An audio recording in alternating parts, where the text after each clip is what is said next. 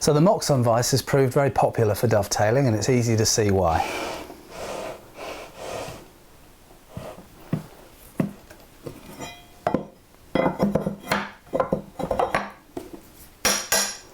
It's portable,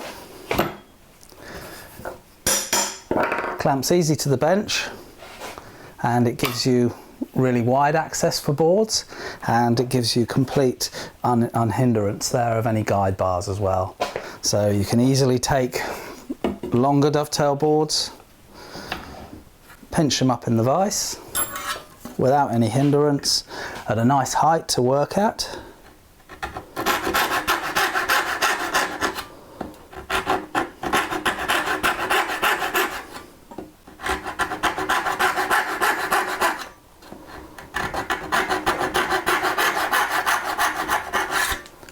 Very nice. So an alternative to this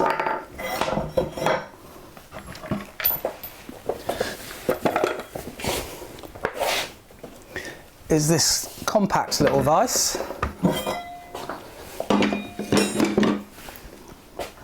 which is a Scandinavian shoulder vise. So this simply clamps into your vise, your normal bench vise, and then it gives you easy running, and it does much the same thing as the Moxon vise. So it allows you plenty of width.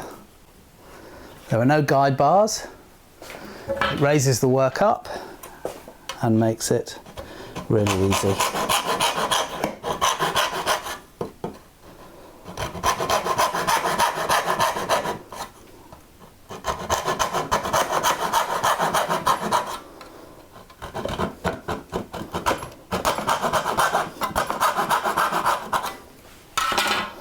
So, this style of vise was always traditionally made with very large dovetails, areas of cross grain in here, and was quite a complicated structure. But a much simpler way of making this is just with solid timber laminated together and with the traditional bolt through here to stop it coming apart. So this measures 4 inches deep.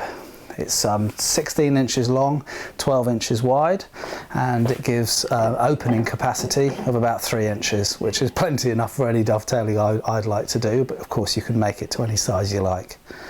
So construction wise, you'll notice that the board here that runs and forms the other side of the vise is longer, and that gives you your method of clamping it in the vise. And the screw that I've used here is a wooden threaded screw.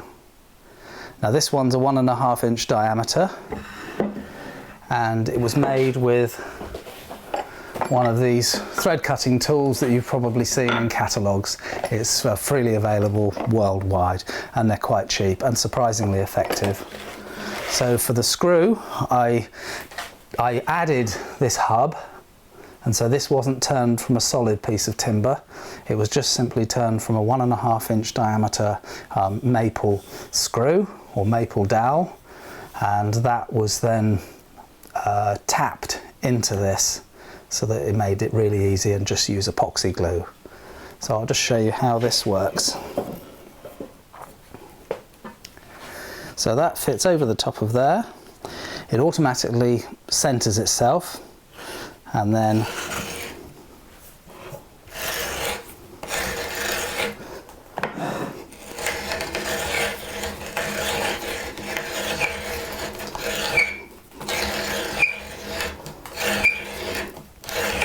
you can see works very quickly and easily with very little effort. And in no time at all, with very little cost, you've got yourself a lovely screw, and it comes with a starting tap and a bottoming tap as well to actually cut the other side of the thread. So once you've spent a small amount of money on one of these, you'll be finding lots of projects to use it for, because it's an absolute pleasure to use.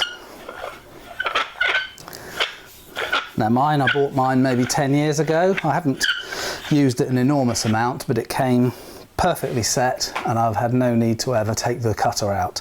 So it works an absolute treat and is a very easy and economic way of building this vise. So with the vise disassembled, you can see it more easily, the method of construction. On the actual front of the vise, you can see it's got a little protrusion here, which fits into a notch down there. And this is the method of which it stops it from whizzing round and spinning. So this one here keeps the guide, or keeps the vise jaw horizontal. And I've lined this part and in there with some very low friction tape, the sort I use on my magnetic guides, and that just helps things run smoothly. And then to actually attach the face of the jaw to the screw, I've put in a tapping screw thread, and in order for it to keep it in place, then I've used some of this plumber's thread cutting or thread tape, just wrapped that round the thread, and when that's screwed in, that just stops it from turning and for the sort of bolt to undo. So that's how that attaches to that. And you can see I've faced this jaw here with some nice leather with the suede on the outside, and I've done the same here.